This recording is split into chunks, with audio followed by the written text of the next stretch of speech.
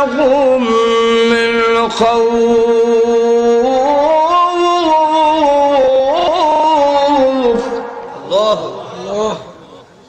আল্লাহ বলেন তোমাদেরকে নিরাপত্তা দেব নিরাপত্তা এইটা আমার ওয়াজ না আর আল্লাহর কোরআন খালি ওয়াজ করছি এটা না বাস্তবতা আল্লাহ রাব্বুল আলামিন এই আয়াত নাযিল করে বাস্তবতা দেখায়া দিলেন যখন আল্লাহর বিধান প্রতিষ্ঠিত হয়েছে আল্লাহর গোলামি শুরু হয়েছে আরব দেশ থেকে যখন শিরিক বিদায় হয়ে গেল আল্লাহ রাব্বুল আলামিন অভাব দূর করে দিলেন অভাব কেমনে দূর করবেন মিল ফ্যাক্টরি খুলে দিবেন বুঝলেন না কেমনে অভাব দূর করব অন্য আয়াতের মধ্যে বলেন ওয়ালাউ আন্না আহলাল কুরা আমানু ওয়াত্তাকাউ লাফাতাহনা আলাইহিম বারাকাতিম মিনাস সামাই ওয়াল আরদ আমি আল্লাহ আসমান আর জমিনের বরকতের দরজা খুলে দেব আসমানের পানি বাকি থাকবে না সব ছেড়ে দিবে জমিনের নিচে যা আছে সব বের করে দিবে তখন তোমাদের অভাব দূর হয়ে যাবে এটাই একবার করেছিলেন আবার পৃথিবীতে এমন একদিন আসবে 7 বছর পর্যন্ত অভাব থাকবে না মানুষ তখন রাস্তা দিয়ে হাঁটবে আর বলবে কবরস্থানের কাছে দিয়ে গেলে বলবে ও বাপসা যারা কবর ঘুমাইছ উঠটা যদি আইতে দেখটা যদি দুনিয়ার শান্তি কারে কয় এটা কোন সময় ইমাম মেহেদী আলাইহিস সালাম যখন আবার আসবে হাদিস শরীফ হয়েছে আসমানে 1 ফুটও পানি বাকি থাকবে সব ছেড়ে দিবে জমিনের একটা ডুগো নিচে থাকতো না সব উপরে ভেসে আসবে আরব দেশে খালি তেল বাসাই দিছে উদ্দুরি হেরার অভাব শেষ আর সব দিলে তো হই নাই মাজুরে কন্টিনে আরো জোরে যে দেশের লোকেরা খাইতে হয়েছে না মরা গরু খাইছে এরা এখন আর আমেরিকা লন্ডন সব রকম কুল্লুহুম মিসকিন জোরে কন্টিনে আল্লাহ পাক নিরাপত্তা দিয়েছিলেন এমন মহিলা পর্যন্ত রাস্তা দিয়ে হাঁটে মরুভূমি শত শত মাইলের ভিতর বাড়িঘর নাই মহিলা বাবা বাহাদুর হাঁটে সাহাবি কাজে কি গো যেভাবে আতলারে যেতেছে ডর ভয় নাই ও কি এর ডর ইজ্জত হারাবে ন ইজ্জত হারাবার কোনো ভয় নাই কেউ ইজ্জত নষ্ট করবে না আমার শরীর ভয় নাই বলে না মান নিবে না কারণ মালের প্রয়োজন থাকলেও কিয়ামত দিবসের জবাবদিহি তার ভয়ে অবৈধ কাজে হাত দেয় না আর একটু জোরে বলেন বুড়িমা কোথা থেকে আসছেন কোথায় যাবেন গো বুড়ি জবাব দেয় সানা পাহাড় থেকে এসেছি হাজারামাউত পর্যন্ত যাব শত শত মাইল চলে যাবে মহিলা একা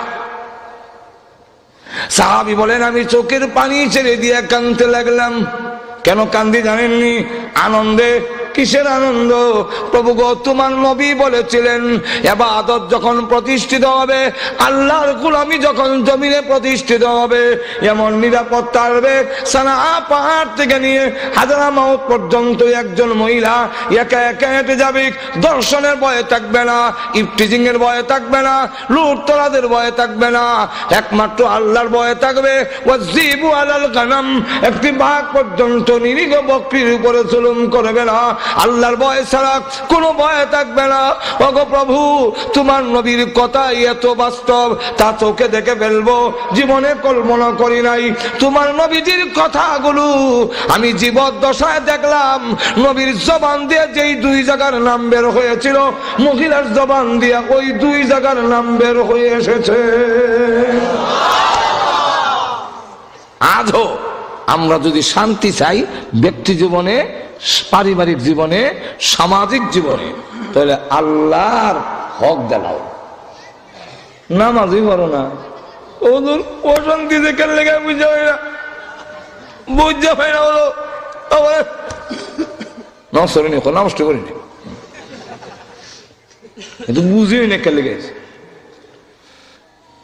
বাজার আছে ছিলেন তো আপনারা আমার ছাত্র জমানা একবার মাসের মধ্যে বেমার আছে যে কইতারই না আপনারা কেউ রমজান মাস আসরের মাগরিবের মাঝখানে একবার মাছ বেচা যায় আর একটা সিগারেট টানতেছে আসরের পরে সারে আমি ভিসি দুজনে মাথে ও মাসে যে বেমার আইলো রে বাপ কোন ভাবে যে ধরলো কইতাম পারি না কোন ভাবে ধরছে কইতারে না, হ্যাঁ রমজান মাস দিনের বেলা সিগারেট টানে, সে তো বোঝা যায় ওই বুঝে না। আর বুঝে এখন না বুঝে না। আমরা অবস্থা হইলে আমরা পাপ ওই বুঝি না। আর বুঝে বলেন আল্লাহর কসম করে বলি, মাইনা দেখেন আজকের থেকে আল্লাহর হুকুম মাইনা দেখেন, 5 ওয়াক্ত নামাজ পড়েন, কোরআন তেলাওয়াত করেন, রেডিও টেলিভিশন টিভি আর নাটক পাঠক এটা বন্ধ করেন, বলে কোরআন তেলাওয়াত করেন। যদি আপনার ঘরটা জান্নাতের বাগান না হয়, এরপরে জবাব আমার সাথে হবে। আমরা না ব্যক্তিগত জীবন, না সমাজে, না সরকারে কেউ মান না। আর খালি কয় শান্তি বই আসবে, শান্তি অশান্তির কিল্লাইতেছে ঠিক কিনা? যা এই হলো 1। 2 নম্বর হইল বান্দার ফাওনা দাও, বান্দার ফাওনা দাও। বান্দার ফাওনা কি? বান্দার ফাওনার মধ্যে প্রথম নম্বর আনছেন মা বাবার ফাওনা দাও। একটু জোরে কর। ওয়াবিল ওয়ালিদাইনি ইহসানা,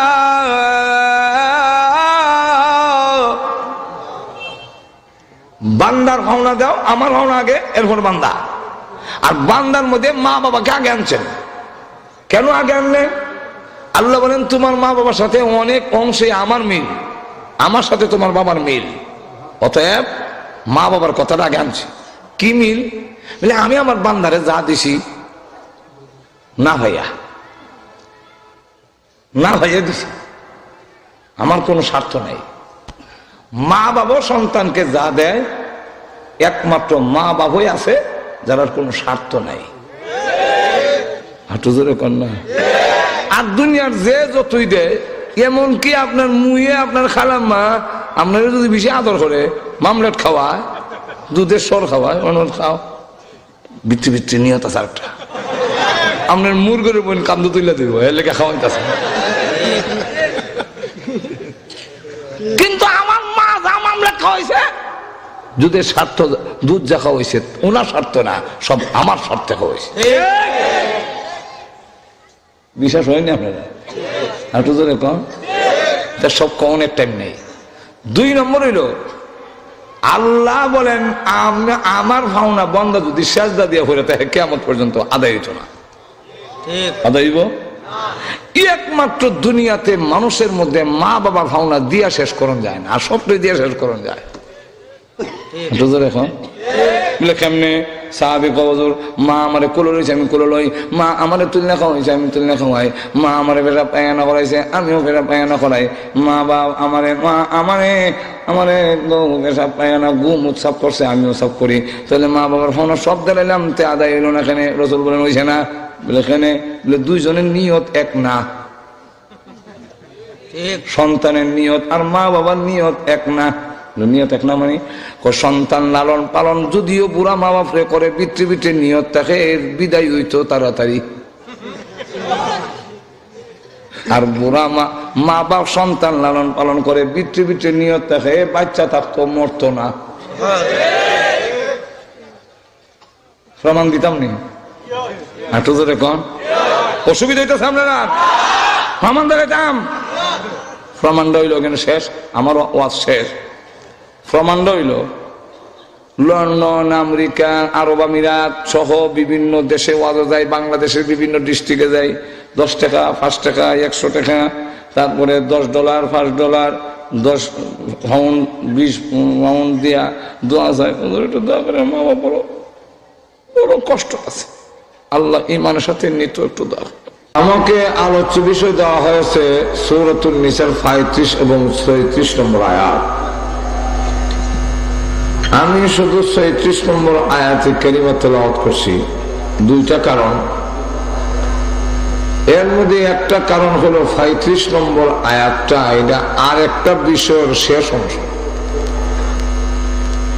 স্বামী স্ত্রীর ব্যাপারে অবাধ্য স্ত্রী হইলে তার কি করতে হবে, এর শেষের কিছু অংশ সামান্য।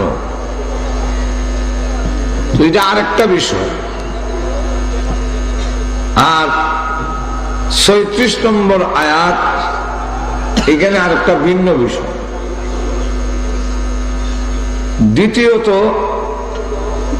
35-36 দুইটা আয়াতের বিষয় আলোচনা করা এই সময়ে সম্ভব না। এই জন্য আপনাদের সামনে শুধু 36 নম্বর আয়াতটা তেলাওয়াত করলাম। 36 নম্বর আয়াতে যে বিষয়টা তুলে ধরছেন সেটা হলো যে আমাদের পৃথিবীর সমাজে আমরা কিভাবে শান্তির সমাজ প্রতিষ্ঠিত হবে, পৃথিবীতে আমরা কেমনে শান্তি থাকবো, অশান্তি কেমনে দূর হবে। আজকে আমরা পৃথিবীতে শান্তি নাই, শুধু বাংলাদেশ না, লন্ডন আমেরিকা সহ। লন্ডনে একবার তো কই নিয়েছে, লন্ডন আয়ও শান্তি পাইলাম না। তো শান্তি লন্ডন আমেরিকা না, সারা বিশ্বের কোথাও মানুষ আজকে শান্তিতে নাই, অশান্তি আছে। শান্তি কিভাবে আসবে দুনিয়ার জগতে? আরেকটা বিষয় হলো যে আমরা পরকালেও কিভাবে জাহান্নামের আযাব থেকে বাঁচতে পারবো, সেই বিষয়টা সূরাতুন নিসার 36 নম্বর আয়াতে উল্লেখ করছেন। দুনিয়াতে অশান্তি, পরকালের আযাবে গ্রেফতার হয় কেন এটা আগে বল। দুনিয়া সে অশান্তি আর আখিরাতের আযাব গ্রেফতার কেন হয়, আগে সেই কেননা বের করলে দুনিয়া শান্তিও এসে যাবে, জাহান্নামের আযাব থেকেও বাঁচার পথ বের হয়ে আসবে। আল্লাহ রাব্বুল আলামিন এই আয়াতের মধ্যে কতগুলো নীতিমালা তুলে ধরেছেন সমাজ ব্যবস্থার,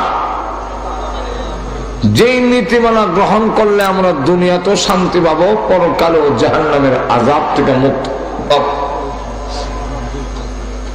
তো পৃথিবীতে অশান্তি আসার যে কারণ শুধু একটা, কারণটা হলো অধিকার, প্রাপ্য, পাওনা, হক। এই সবটাই একটা জিনিসের নাম, অধিকার, প্রাপ্য, পাওনা, হক। এই একটার নাম না, শুধু একটা লই সারা বিশ্ব দুনিয়াতে মারামারি। অধিকার, পাওনা লই আমায়। সরকার জনগণের পিঠায়, আর জনগণও আবার বিক্ষোভ, অবরোধ, হরতালের নামে। মূল কারণটা গিয়া দেখবেন পাওনা। জনগণের সরকারের কাছে যা পাওনা তা যখন দেয় না, তখনই জনগণ বিক্ষোভ, মিছিল, অবরোধে নামে। আবার পুলিশও জনগণের পিছায় একটা কথা কইয়া, এটা হইল যে জনগণের কাছে সরকার যা পাওনা তারা দেয় না, তারা গাড়ি ভাঙচুর করে, আগুন লাগাইয়া দেয়, বাড়ি ঘর ঘুরে দেয়। তাহলে বিষয়টা হলো জনগণের কাছে যা পাওনা তা দেয় না, আর সরকারের কাছে জনগণ যা পাওনা দেয় না। এই কারণেই জনগণ আর সরকারের সংঘর্ষ। আমার আর জানা নাই, আপনারা জানা দেন তো কইেন।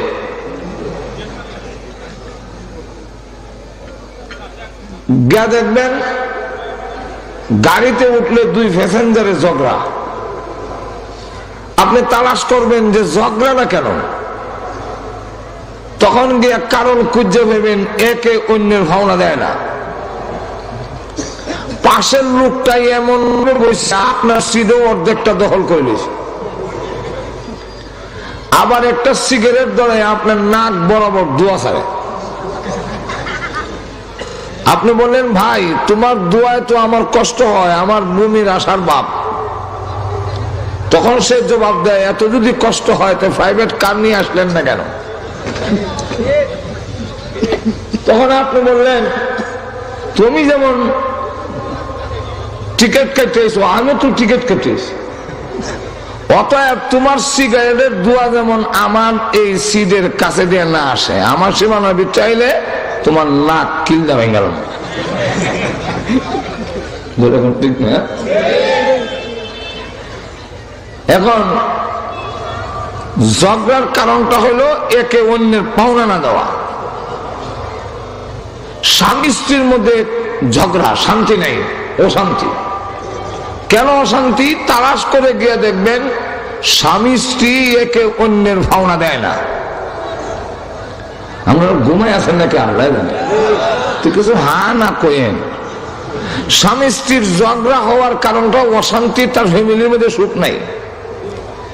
কালকেও একজনের দোয়া চাইছে, দোয়া করে দিয়া দেখবেন করে বারাক ওবামার থেকে আমরা কেউ শান্তিতে নাই। বারাক ওবামা বড় বিপদে আছে, জামাই বউ মিল নেই। এটা ইন্টারনেট আইছে, পত্রিকাতে এসে পড়ছে। কয়েক মাস ধরে দুইজনে দুই বিছনাত ঘুমায়। স্বামী স্ত্রী দুইজন দুই বিছনাত ঘুমানি যে কত বড় অশান্তি, এটা হের আসার আর কেউ বুঝতো না।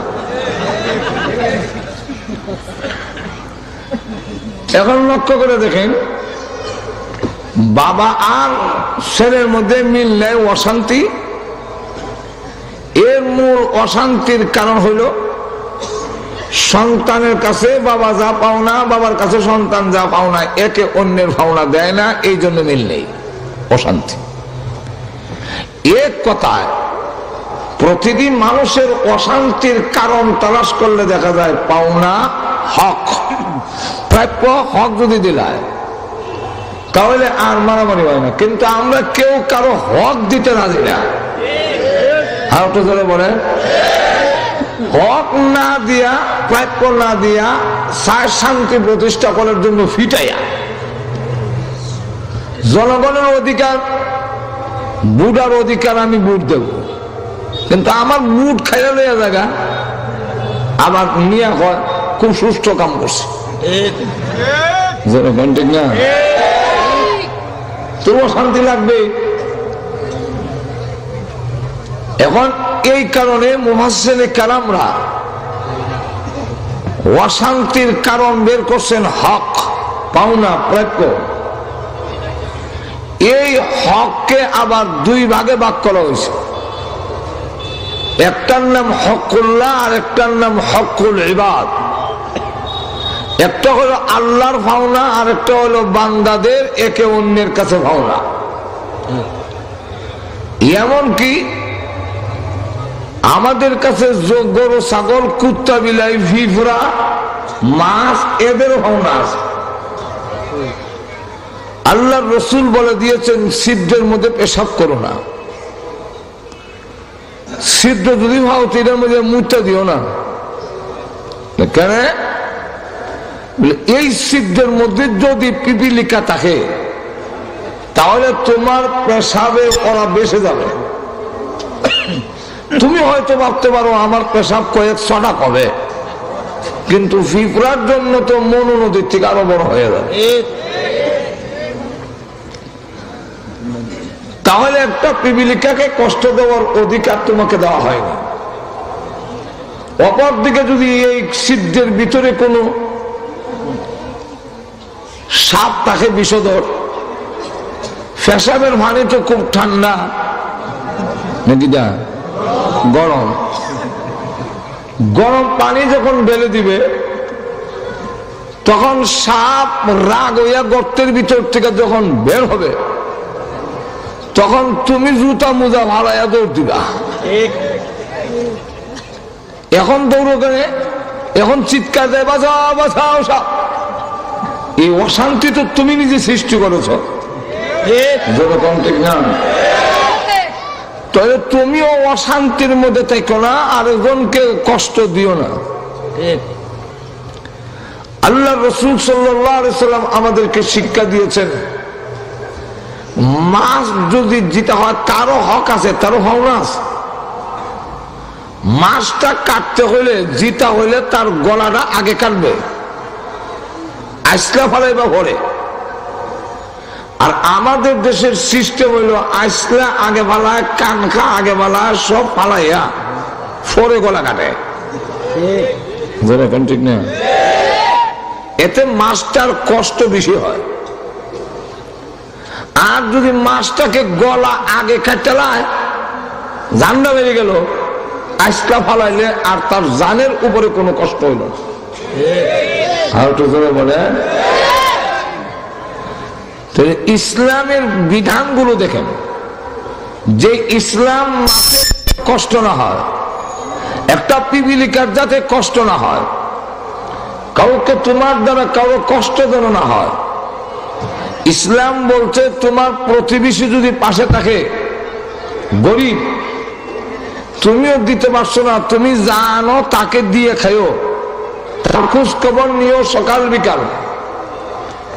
তার খোঁজ খবর না নিয়ে তুমি যদি খালি পেট ভরে খাইয়া ডেকুর দাও, আর পাশের ঘরটা ক্ষুধার্ত থাকে, আল্লাহর রসুল বলেন যে সাবধান, তিনবার বলছেন মুমিন নয়, মুমিন নয়, মুমিন নয়। যে লোক পেট ভরে খাইয়া খালি ডেকুর দেয় আর পাশের লোকটা অনাহারে ঘুমায়, আল্লাহর রসুল বলেন সে কখনো মুমিন হতে পারে না। আর আমরা অবস্থা হইল সারা দেশের জনগণের পয়সা লুটটা খাইয়া আমি বেশি মনে হয় তাহলে আর বালা, ঠিক না? আমার আয়াত মধ্যে এগুলো সব আছে, খালি আইটেমটা বলে যাচ্ছে। বলে দিয়েছে তোমার পাশে যদি সংখ্যালঘু থাকে, অন্য ধর্মের কোন লোক যদি থাকে, আল্লাহর রসুল বলেন তারা হলো তোমাদের কাছে আমি রসুল ঘোষণা দিয়ে গেলাম, আমার উম্মত যারা সংখ্যালঘুকে তোমাদের কাছে আমানত রেখে গেলাম, তাদেরকে কষ্ট দিও না। এই আমানতের খেয়ানত যদি করো, কিয়ামতের মাঠে সংখ্যালঘুদের পক্ষে আমি রসুল হব, তোমরা মুসলমানের পক্ষে আমি হব না। তাহলে সংখ্যালঘুর বাড়িঘর জ্বালাইয়া দেওয়া, নির্যাতন করা, এটা ইসলামের শিক্ষা নয়, এটা সব প্রকৃত মুসলমানরা করে না। এটা অন্যরা করে, ঘোলা পানিতে মাছ শিকারের তারা ষড়যন্ত্র করে। ইসলাম এমন শিক্ষা দেয় না, এর ইতিহাস নাই, প্রমাণ দেখাতে পারবে না। চ্যালেঞ্জ করলাম, যারা সত্যিকারের হক্কানি আলেম, যারা আল্লাহকে ভয় করে, তারা কোন হিন্দুর জায়গা দখল করেছে, হিন্দুদেরকে অমুসলিমদেরকে নির্যাতন করেছে, মারপিট করেছে, এমন প্রমাণ বাংলাদেশের ইতিহাসে কেউ দেখাতে পারবেন না। কিন্তু যারা সংখ্যালঘুদের পক্ষে মায়া কান্না কান্দে, ঘটনা খুললে গিয়ে দেখা যায় ওরাই হিন্দুর জায়গা দখল করেছে, ওরাই হিন্দুদের বাড়িঘর জ্বালায়া অন্যের উপরে চাপায়া দেওয়ার ষড়যন্ত্র করে। তবে এখন লক্ষ্য করে দেখেন, সংখ্যালঘুদেরকেও আল্লাহ রসুল অমুসলিমদেরকেও আমানত রেখে গিয়েছেন। তাই এখন আসুন, আল্লাহ রাব্বুল আলামিন জানায় দিয়েছেন সমাজে কিভাবে প্রতিটি সেক্টরে শান্তি কিভাবে প্রতিষ্ঠিত হবে, এর নিয়মাবলী আমার সূরাতুন নিসার ৩৬ নম্বর আয়াতে বলে দিয়েছেন। এইভাবে যদি কেউ করে, মাছকে যদি কষ্ট দেয়, পিপিলিকাকে কষ্ট দেয়, অন্য মাখলুককে কষ্ট দেয়, মানুষের হক মেরে খায়, অন্যদের হক নষ্ট করে, তারা এর কারণে দুনিয়াতে তার জীবন হবে অশান্তির জীবন, পরকালে হবে তার জাহান্নামের শাস্তি। আর তো জোরে বলেন, আল্লাহ রাব্বুল আলামিনের আদালতে ওই দিন অবশ্যই জবাব দিতে হবে। আর যদি আল্লাহর মাখলুকের হক সঠিকভাবে আদায় করো, তাহলে আল্লাহ রাব্বুল আলামিন এর বিনিময় দুনিয়াতেও তোমাকে শান্তির জিন্দেগি দান করবেন, পরকালেও জাহান্নামের আযাব থেকে মাফ করে দিবেন। লক্ষ্য করে দেখেন, এই হক বলে আল্লাহ পাওনাটা আগে উল্লেখ করেছেন,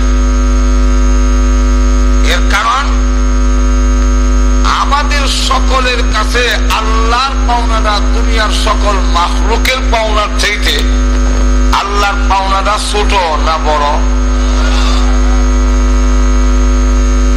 আল্লাহর মা বাবার ভাওনা আছে, আমার কাছে আমার স্ত্রী সন্তানের ভাওনা আছে, আমার কাছে আমার দলের আমার নেতা নেত্রীর পাওনা আছে, আমার কাছে আমার উস্তাদ পেশাবের পাওনা আছে, আমার কাছে দুনিয়ার সমস্ত মাখলুকের কিছু পাওনা আছে।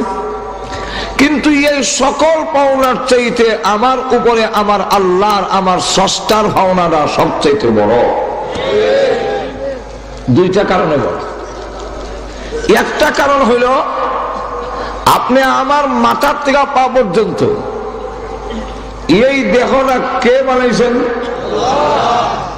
বড় আসতে কইলেন, সন্দেহ আছে? আপনি আমাদের দেহটাকে এককভাবে বানিয়েছেন এবং আসমান থেকে জমিন পর্যন্ত যা কিছু আমরা দেখি আর না দেখি সবগুলোর বানানেওয়ালাকে আল্লাহ। বর্ষে তো খুব সুন্দর করে, কেমনে কম সাহস তো হয় না। কিন্তু ইয়ার পরেও কোরআন শরীফে আল্লাহ বলছেন, কোন মাহফিলে যদি তোমাদেরকে বলা হয় যে একটু চাহো, একটু প্রহস্ত হও, একটু পার্বত্য জায়গা দাও, আর এই কথা মাইনা যদি জায়গা দেও, তাহলে আমি আল্লাহ তোমাদের জায়গা বড় করে দেব। আমরা তো অবশ্যই চাই কবরে হাসরে আমাদের জায়গা বড় হোক। আর তো কম। তাই যদি কেউ মনে করেন যে কবরে আমি একটু বড় জায়গা চাই, বড়কালে একটু জায়গা বড় চাই, তাহলে একটু ছাড়েন। আর যদি মনে করেন যে না আমি নড়তাম না, এতে কবর সিবাত করে থাকতে আমি রাজি, তাই আপনি হয়ে থাকেন, আমরা আল্লাহর কাছে কম বলে আল্লাহ তোমার বন্ধে সিবাত থাকতে চায়। হ্যাঁ আমার সময় কম, আলোচনা অনেক বেশি। তুই লক্ষ্য করে দেখেন, এক নম্বর হইল সৃষ্টি যার, হুকুম চলবে তার। বলেন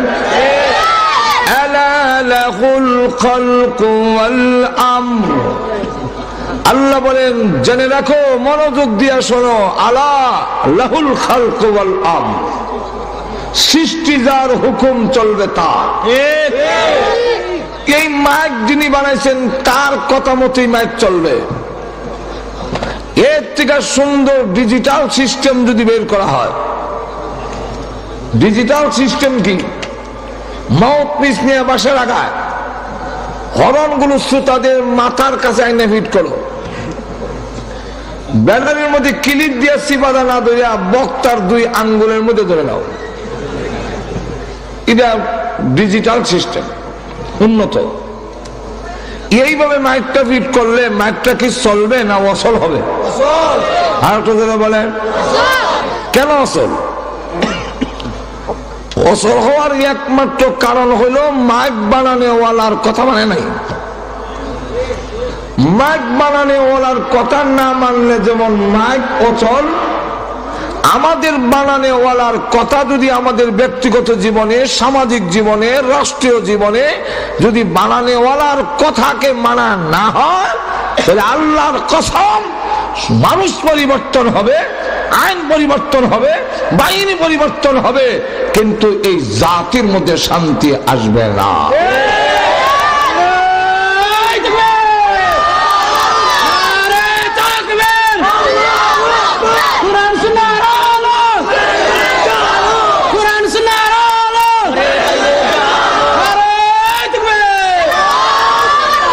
গেল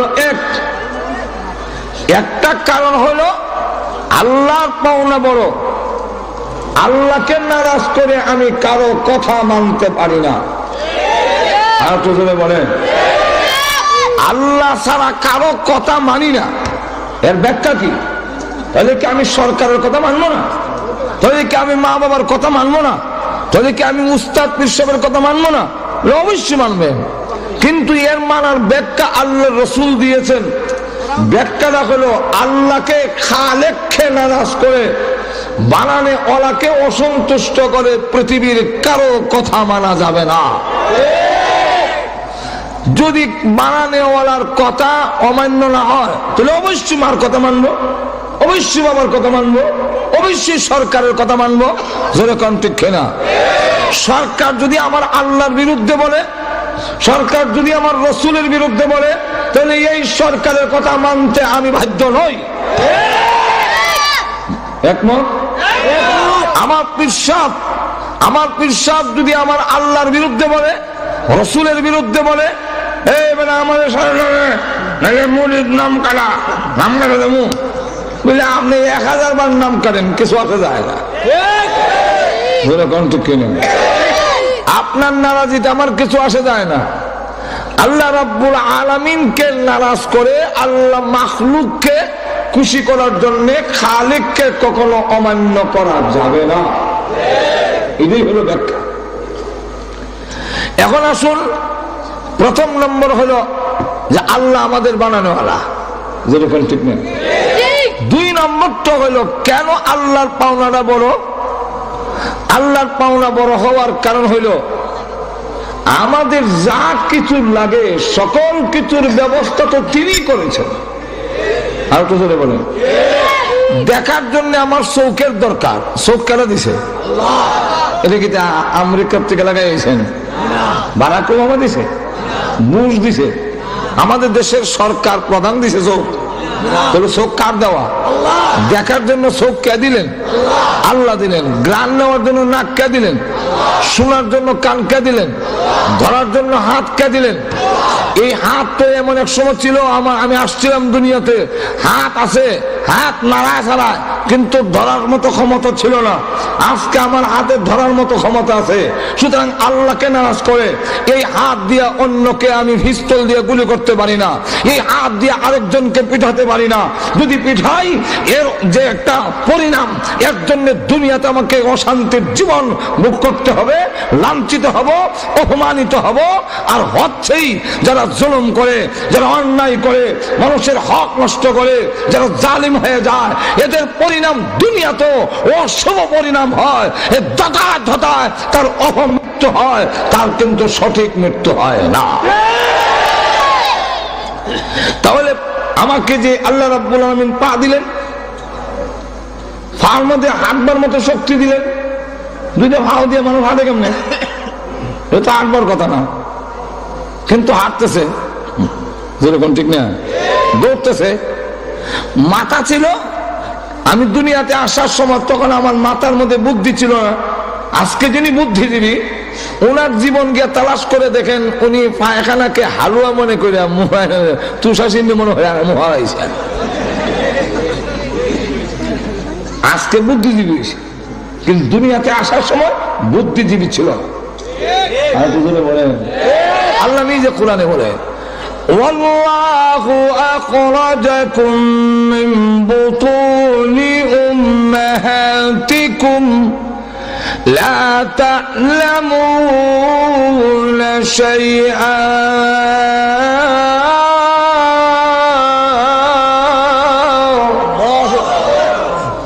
আল্লাহ রাব্বুল আলামিন তোমাদেরকে বের করে এনেছেন কোথা থেকে? তোমাদের মার পেট থেকে। লা তা'লামুনা শাইআন, তুমি কিছুই জানতে না, হাঁটতে জানতে না, কথা বলতে জানতে না, বক্তৃতা দিতে জানতে না। তুমি আজকের যে বুদ্ধিজীবী হয়েছ, সেই বুদ্ধিজীবী ছিলে না। বস্তুর ভালো মন্দ বুঝার মতো যোগ্যতা ছিল না। আল্লাহ রাব্বুল আলামিন বলেন, সবগুলো দিয়েছি আমি আল্লাহ।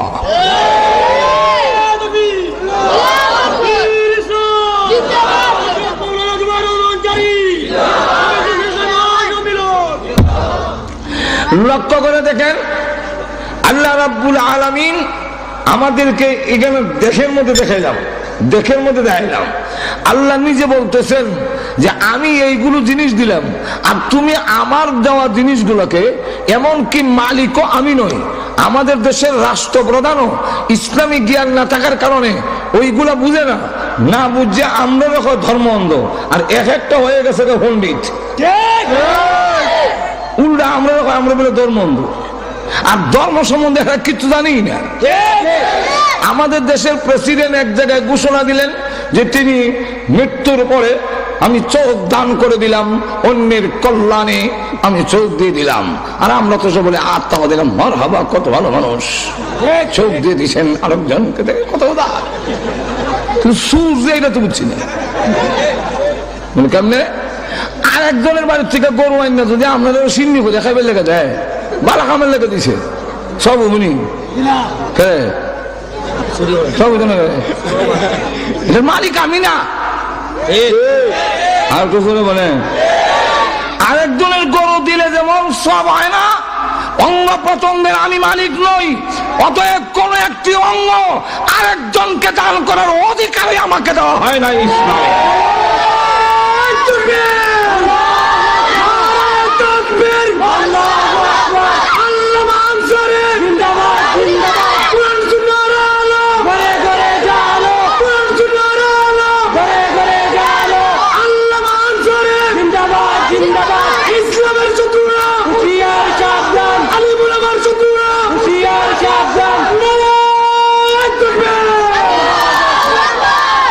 আসলে চৌকের মালিক নয়, হাতের মালিক আমি, কিডনির মালিক আমি নই, শুধু রক্ত দেওয়া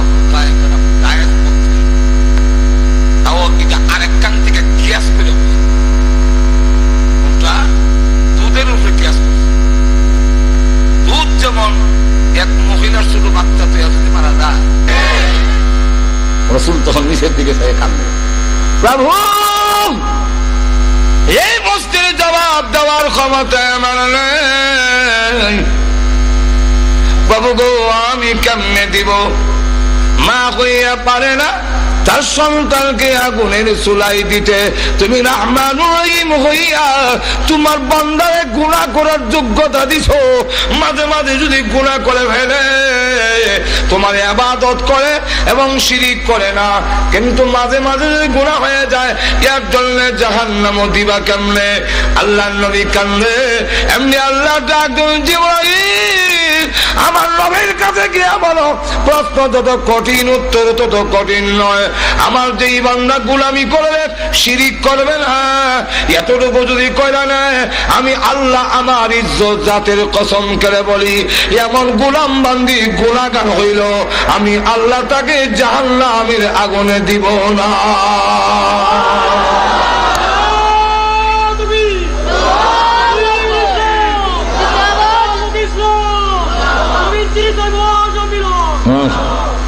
মাশাআল্লাহ, আমার অসুবিধা হইতেছে না আপনাদের?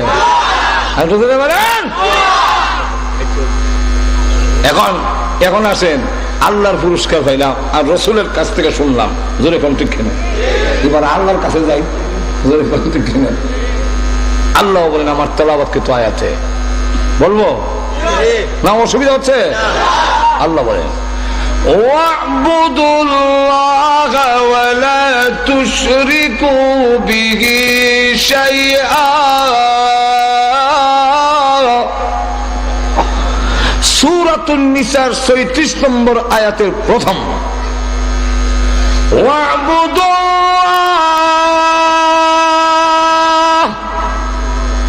আল্লাহ বলে, মুফাসসিরদের মধ্যে, সাহাবায়ে কেরামের মধ্যে যারা কোরআন বেশি বুঝতেন, এর মধ্যে সবচেয়ে প্রধান হলেন আব্দুল্লাহ ইবনে আব্বাস রাদিয়াল্লাহু আনহু, ওনাকে রইসুল মুফাসসিরিন বলা হয়। ওনার মতে এই আয়াতের এই ওয়াহবুদুল্লাহর অর্থ হইল ওয়াহিদুল্লাহ, আল্লাহর একত্ববাদে বিশ্বাসী হয়ে আল্লাহর ইবাদত করো। এই হলো প্রথম নম্বর নির্দেশ কার? আল্লাহ। আর জোরে বলেন। ২ নম্বর, ওয়ালা তুশরিকু বিহি শাইআ,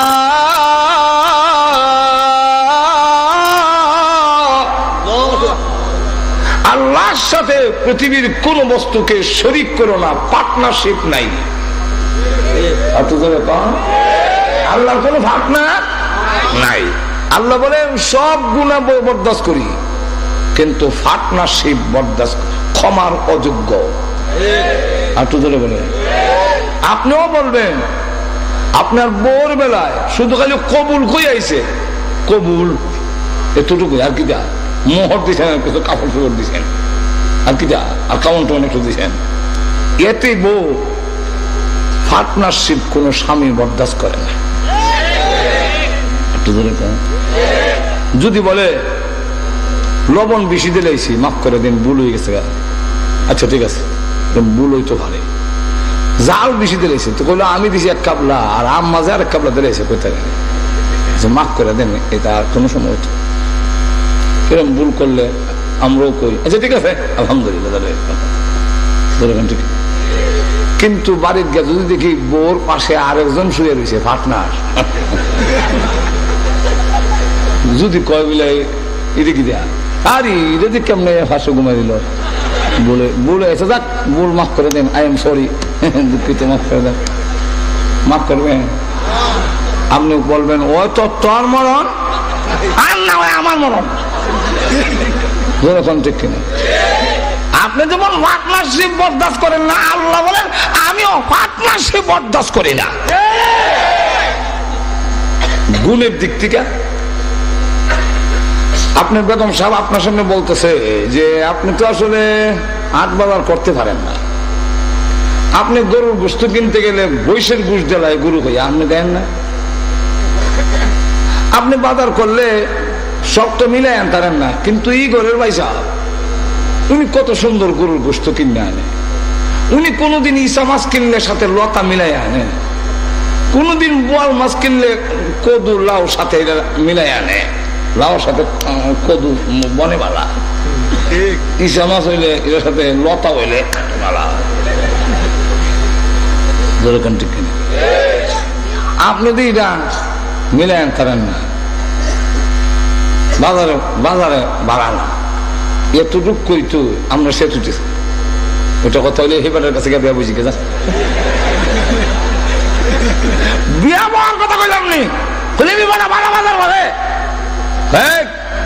আমার বউ হইয়া আরেকজনের প্রশংসা করলে এটা সহ্য করতাম পারি না, যেরকম ঠিক না। আরো জোরে বলেন, আপনি পিসাব যার কাছে মুড়ি দিয়েছেন উনার সামনে বইয়া বইয়া যদি আরেক পীরের কথা কোন, উনি বড় কামেল, উনি বড় এইবারে সেটা জায়গা আমার কাছে মুড়ি দিয়ে কথা কেন না, তাহলে আল্লাহ রাব্বুল আলামিন, আল্লাহ রাব্বুল আলামিন বলেন আমিও এটা সহ্য করতে পারি না, তুই আমার বানাইল হইয়া, আমার বান্দা হইয়া তুই যখন খাজা বাবার গান গান, শাহ মোস্তফার কথা যদি কও, শাহজালালের কথা যদি কও, খাজা বাবার কথা যদি কও, বাবা তোমার কাছে কেউ খালি হাতে বেরে না, বাবা বাচ্চা দাও, আল্লাহ কয় এটা সহ্য করতে পারি না। আর একটু জোরে বলে গেল। 2, 3 নম্বরটা, আপনার বউ যদি ওরে নসরুদ্দিন এটা ফেয়ার এন্ড লাভলি আনিচ্ছেন, এই বসরুদ্দিন এটা ফেডি কোন এনেছেন,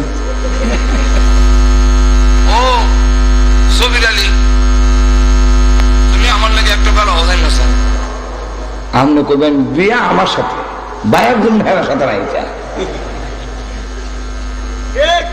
আমরা কি ঘুমাই বলবেন না আমার মানে বিয়া সবির আলীর কাছে নসরুদ্দিন কাছে তোমার ফেলিব, আমার কাছে নাই। আল্লাহ বলেন তুই আমার বান্দা হইয়া আমার সাথে ওয়াদা আবদ্ধ, তুই আমার গোলামি করবে, তোর কিছু লাগলে আমার কাছে যাবি, সন্তানের জন্য তুই মাজারে শ্বাস কেনে, তুই ইজ্জতের জন্য হুমুকের কাছে শ্বাস কেনে, তোর চাকরির জন্য ল্যাংকার কাছে শ্বাস কেনে, তোর ইজ্জত তোর রুজির বৃদ্ধির জন্য ওই জটা ফটা কাটে না, কোনো চুল কাটে না, গোসলও করে না সপ্তাহ সপ্তাহ, শরীর ফাড়ার গন্ধ হয়, তুই এর কাছে কাজ করে। আর তো চলে বলে 3 নম্বর হইল আমরা আল্লাহর মাথা মতো করে সম্মান জানাই, সাজদা করি, রুকু করি, কারে সাজদা করে একটা ইবাদত, যেরকম ঠিক না। এইভাবে মাথা মতো করে আর কারো কাছে করিস না, এটা সহ্য হয় না। আর তো বলে 3 নম্বর হলো আমাকে যেভাবে সম্মান করিস এইভাবে আর কাউকে করিস না, আমার সম্মানের সাথে আর কাউরে লাগাইস না। আমরা করি কি, মসজিদ থেকে সোজা বাড়িয়ে জায়গা, কাবাগর জিয়ারত করে তওয়াফ করে সোজা জায়গা, মদিনা জিয়ারত করে সোজা জায়গা, বাগে ধরে না। আর শাহজালালের শাহপরানের মাজারও গিয়া জিয়ারত করে হে উল্টা যায়।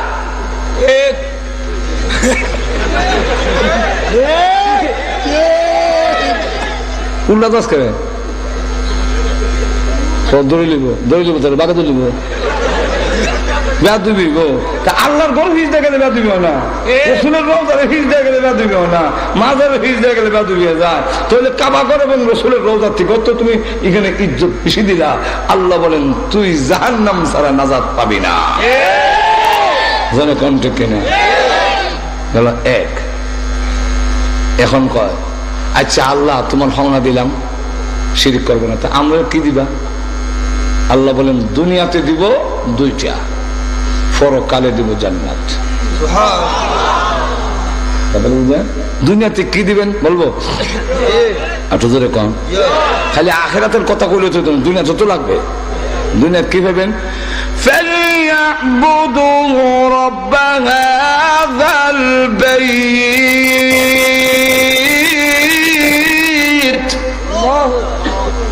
فَلْيَعْبُدُوا رَبَّ هَذَا الْبَيْتِ।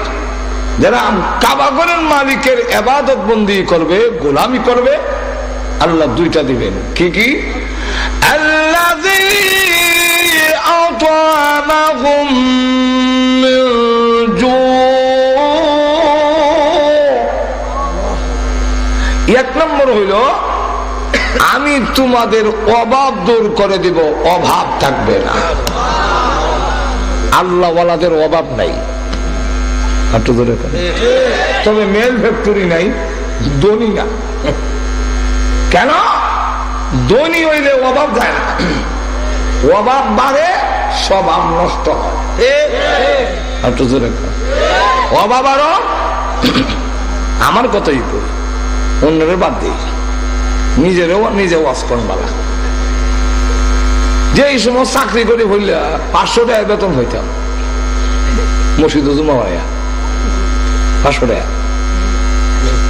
আর এখন জুম্মাত গেল 10,000, এগুলো আমার খুশি না। আর কেউ আমার কাছে কর্জা চাই হইতেন না, কেন চাইতেন না, আমার নিজেরই আরো লাগে। লন্ডন আমেরিকা যত বড় লোক বাংলাদেশে, আমরা বিশ্বাস না করলে খবর নেই, লন্ডনের কাছে গিয়ে বললে, লন্ডন গিয়া সারলে প্রত্যেকটা মানুষের খালি গ্যাসের বিল দিতে পারে না, পানির বিল দিতে পারে না, অভাব অনটন। বাংলাদেশে দেখি বড় বড় 6 তলা 10 তলা, আর এখানে গেলে পানির বিল দিতে পারে না।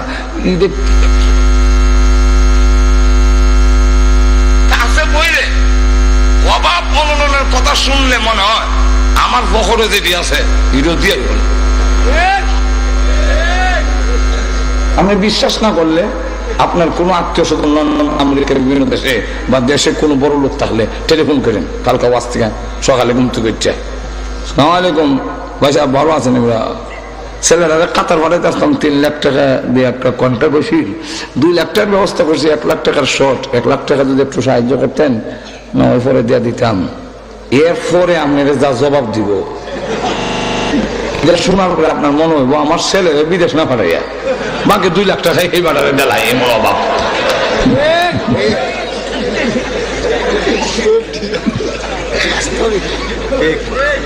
এখন লক্ষ্য করেন, আল্লাহর অভাব দূর করে দেব, অভাব নাই। কিনা শাহজালালের অভাব নাই, শাহপরানের অভাব ছিল না, আল্লাহ শাহ বুরহানুদ্দিনের অভাব ছিল না, শাহ মস্তুমার অভাব ছিল না। এরপরে যা সেই সমস্ত বুজুর্গানের দিন আমরা দেশে বড় হয়ে বিদায় হয়ে গেছে, এদের অভাব ছিল না, মেল ফ্যাক্টরি নাই, কিন্তু অভাব নাই। জিগাইলে আমি তো আল্লাহর ওলি হইতাম পারছি না, তবে হেরার লেবাসটা ধরে বই রয়েছি, বাপটা ধরছি, বাপটা ঘুমাই গেছে না, এই দাদা কি ধরছি, বাপ বাপ ধরে রাখছি, বলিছি না আল্লাহ ওয়ালা হইতাছি না, কিন্তু আল্লাহ ওয়ালাদের একটা ভাব পাগড়ি লাগাইয়া লাগাইয়া ভাব ধরে রয়েছি। এই বাপই উদ্দুর খাম যে লন্ডন আমেরিকা থেকে কতজনে টেলিফোন করে, ওজন আমরা আইলে আচ্ছা আপনাকে কেটে আনতাম, আপনার পছন্দের করেন। আমি 10 মিনিট মোরা কাবা করে লই, কোনটা কইতাম কই ভাইছি না কিছু, যারা মন চাইলে লই, যারা মন চায় তোমার ইচ্ছা মতো লই,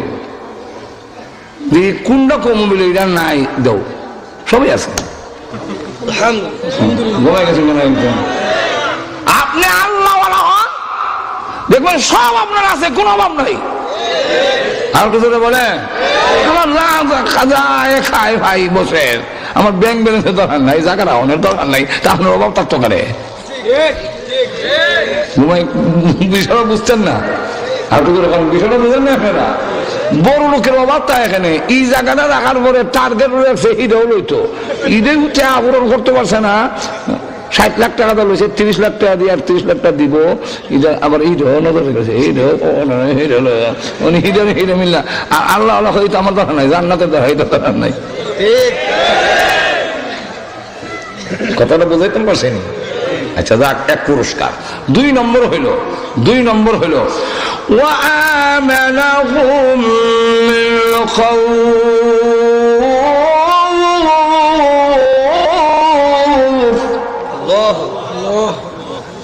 আল্লাহ বলেন তোমাদেরকে নিরাপত্তা দেব, নিরাপত্তা। এইটা আমার ওয়াজ না, আর আল্লাহর কোরআন হলে ওয়াজ করছি এটা না, বাস্তবতা। আল্লাহ রাব্বুল আলামিন এই আয়াত নাযিল করে বাস্তবতা দেখায়া দিলেন। যখন আল্লাহর বিধান প্রতিষ্ঠিত হয়েছে, আল্লাহর গোলামি শুরু হয়েছে, আরব দেশ থেকে যখন শিরিক বিদায় হয়ে গেল, আল্লাহ রাব্বুল আলামিন অভাব দূর করে দিলেন। অভাব কেমনে দূর করবেন? মিল ফ্যাক্টরি খুলে দিবেন। কেমনে অভাব দূর করব? অন্য আয়াতের মধ্যে বলেন, ওয়ালাউ আন্না আহলাল কুরা আমানু ওয়াত্তাকাউ লাফাতাহনা আলাইহিম বারাকাতিম মিনাস সামাই ওয়াল আরদ। আমি আল্লাহ আসমান আর জমিনের বরকতের দরজা খুলে দেব, আসমানের পানি বাকি থাকবে না, সব ছেড়ে দিবে, জমিনের নিচে যা আছে সব বের করে দিবে, তখন তোমাদের অভাব দূর হয়ে যাবে। এটাই একবার করেছিলেন। আবার পৃথিবীতে এমন একদিন আসবে 7 বছর পর্যন্ত অভাব থাকবে না। মানুষ তখন রাস্তা দিয়ে আসবে আর বলবে, কবরস্থানের কাছে দিয়ে গেলে বলবে, ও ব্যবসা যারা কবর তোমার উঠটা যদি আইতে দেখটা যদি দুনিয়ার শান্তি কারে কয়। এটা কোন সময়? ইমাম মেহদী আলাইহিস সালাম যখন আবার আসবে। হাদিস শরীফ হয়েছে, আসমানে 1 ফুট ওখানে বাকি থাকবে, সব ছেড়ে দিব, জমিনের একটা ডুগো নিচে থাকতো না, সব উপরে বেশি আসবে। আরব দেশে খালি তেল বাসাই দিছে, দূরে হেরার অভাব শেষ, আর সব দিলে তো হই নাই। আরো জোরে, যে দেশের লোকেরা খাইতে হয়েছে না, মরা গরু খাইছে, এরা এখন আর আমেরিকা লন্ডন সব রকম কুল্লুহুম মিসকিন, কুল্লুহুম মিসকিন।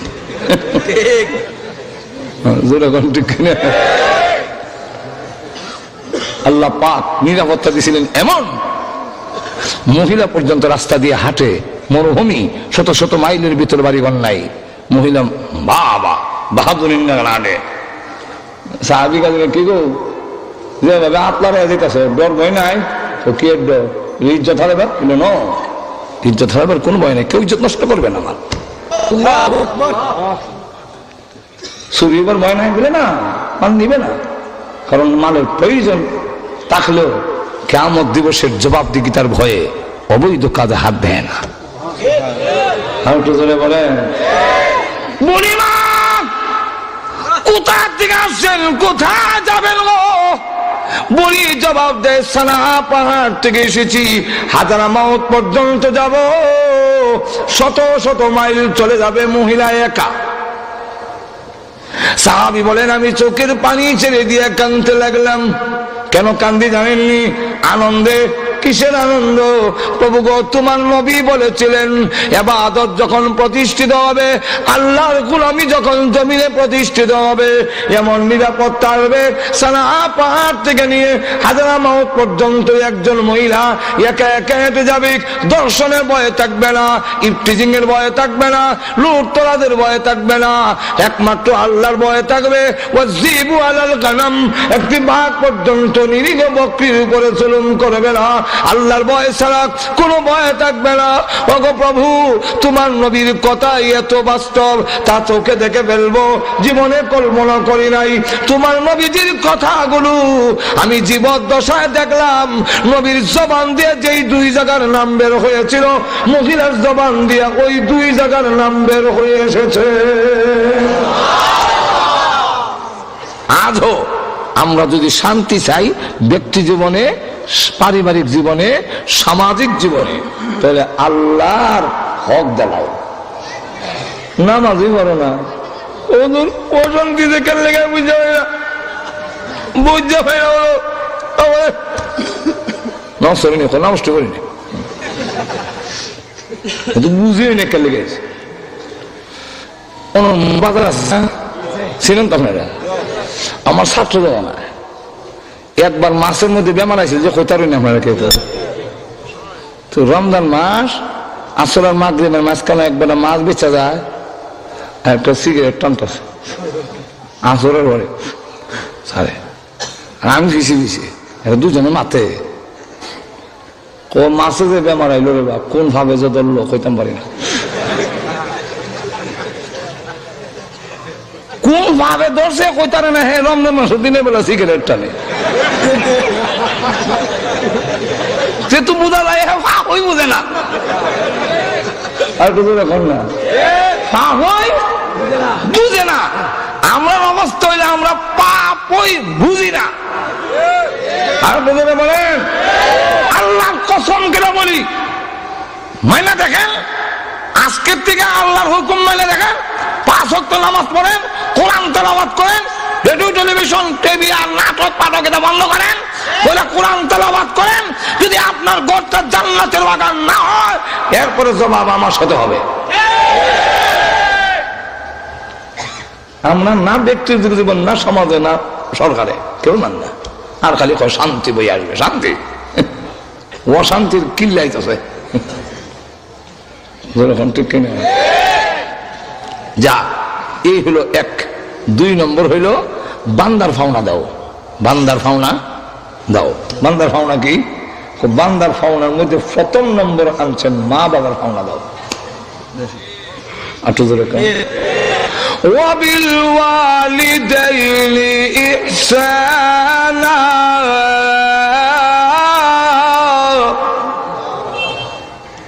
বান্দার ভাওনা দাও, আমার ভাওনা আগে, এরপর বান্দা।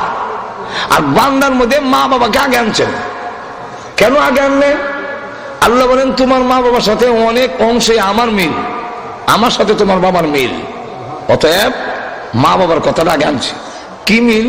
বলে আমি আমার বান্দারে যা দিছি না ভাইয়া,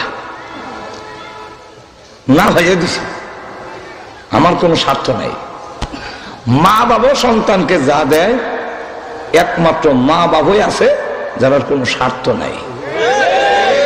হাঁটু জোরে কন্যা। আর দুনিয়ার যে যতই দেয়, এমনকি আপনার মুয়ে আপনার খালাম্মা আপনার যদি বেশি আদর করে, মামলেট খাওয়ায়, দুধের সর খাওয়ায়, অনল খাও, বিত্রি বিত্রি নিয়ত আছে একটা, আপনার মুরগের বোন কান্দু তুলে দিব, এর লেগে খাওয়াইতেছে। কিন্তু আমার মা যা মামলেট খাওয়াইছে, দুধের স্বার্থ, দুধ যা খাওয়াইছে ওনার স্বার্থে না, সব আমার স্বার্থে খাওয়াইছে। বিশ্বাস হয়নি আপনারা? হাঁটু ধরে কম, তার সব কমনের টাইম নেই। 2 নম্বর হইল আল্লাহ বলেন আমার ভাওনা বন্ধা যদি সেজদা দিয়ে হয়ে থাকে কিয়ামত পর্যন্ত আদায় হইতো না। আদায় হইব? একমাত্র দুনিয়াতে মানুষের মধ্যে মা বাবা ভাওনা দিয়া শেষ করন যায় না, আর স্বপ্নে দিয়া শেষ করন যায়। কেমনে সাহাবী কবজুর মা আমারে কোলে লইছে আমি কোলে লই, মা আমারে তুলনা খাওয়াইছে আমি তুলনা খাওয়াই, মা আমারে বেড়া পায়খানা করাইছে আমিও বেড়া পায়খানা করাই, মা বাপ আমারে পেশাব পায়খানা গুম উৎসব করছে আমিও সব করি। তাহলে মা বাবার হনো সব দিলাম তে আদায় হইল না। এখানে রসুল বলেন হইছে না, এখানে দুইজনের নিয়ত এক না, সন্তানের নিয়ত আর মা বাবার নিয়ত এক না। নিয়ত এক না মানে সন্তান লালন পালন যদিও বুড়া মা বাপরে করে পিতৃ নিয়ত থাকে বিদায় হইতো তাড়াতাড়ি, আর বুড়া মা বাপ সন্তান লালন পালন করে পিতৃ নিয়ত থাকে বাচ্চা থাকতো মরতো না। প্রমাণ দিতাম নি একটু জোরে কন, অসুবিধা হইতেছে আপনারা প্রমাণ দেখাইতাম। প্রমাণটা হইল এখানে শেষ, আমার ওয়াজ শেষ। প্রমাণটা হইল লন্ডন, আমেরিকা, আরব আমিরাত সহ বিভিন্ন দেশে ওয়াজে যায়, বাংলাদেশের বিভিন্ন ডিস্ট্রিক্টে যায়। 10 টাকা, 5 টাকা, 100 টাকা, তারপরে $10, $5, 10 পাউন্ড, 20 পাউন্ড দিয়া দোয়া যায়। একটু দোয়া করে মা বাবা বড় কষ্ট আছে, আল্লাহ ইমানের সাথে নিত একটু দোয়া। কি দোয়া চাইছে? ইমানের সাথে নিত না রাখতো, নিতুগি এখন ঠিক না। আর সন্তান যদি ফঙ্গুও হয় তো নিত মা হয় না, বাবা হয় না। আমি লন্ডন বুঝার জন্য লন্ডন এক বাড়িতে নিছে এক বাচ্চারে ফু দেওয়া বলে, এটা 18 বছর বয়স, এটা 18 বছর ধরে উলছি আরো, আর সুর অত বড় বিকৃত।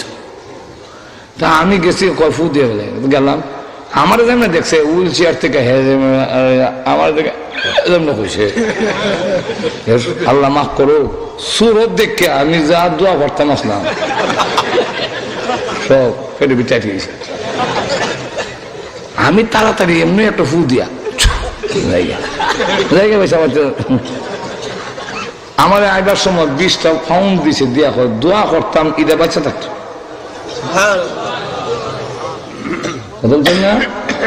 মা বাপ সন্তানের জন্য দোয়া চায় বেঁচে থাকার জন্য, আর সন্তান বুড়া মামার জন্য দোয়া চায় ইমানের সাথে চলে যাওয়ার জন্য। আজ পর্যন্ত কোন সন্তান হয়েছে না দোয়া করতে বলে প্যারালাইসিস বুড়ো গেছে গিয়ে অনগলটা গড়ে ভাঙা করে দেয়, 100 টাকা দিলাম দোয়া করেন এই মা বাপ আরো বেঁচে থাকুক।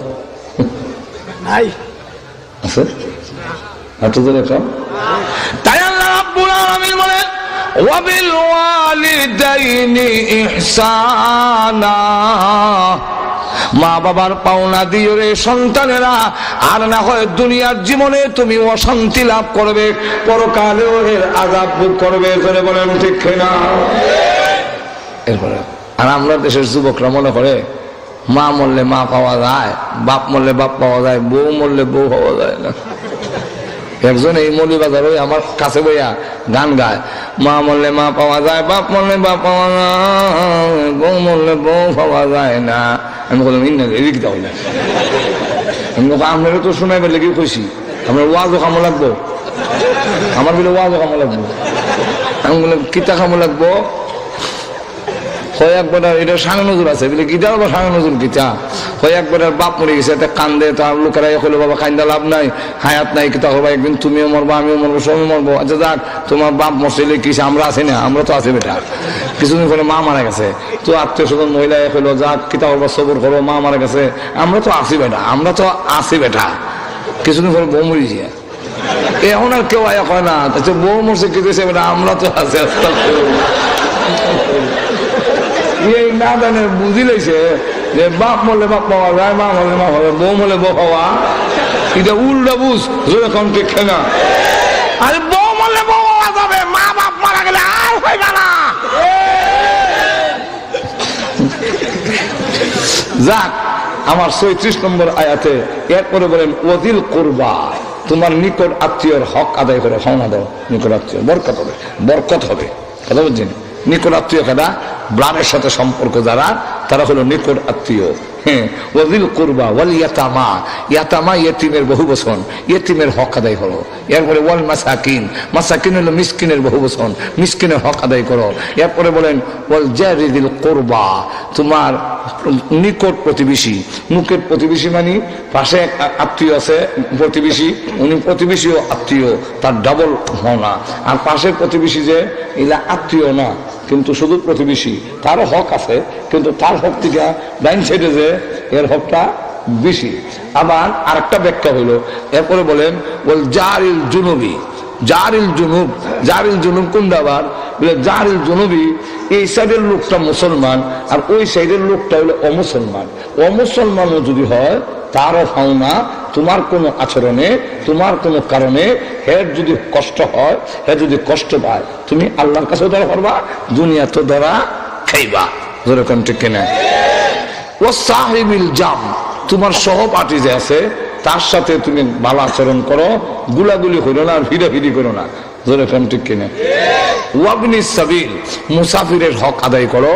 ওয়ামা মালাকাত আইমানুকুম, তোমার অধীনস্থ যারা আছে তাদের পাওনা দাও। আমরা দেশের কাজের মেয়েরা গরিবে লেগে কাম করে, এটা মালিক নিয়ে করে কিটা একটু বেশ কম করলো বিরান উল্লানি গরম করে না, এটা খবর হয়ে যায়, কথা বলছেন না, নির্যাতন করে। এরম করো না, তার পাওনা আদায় করো।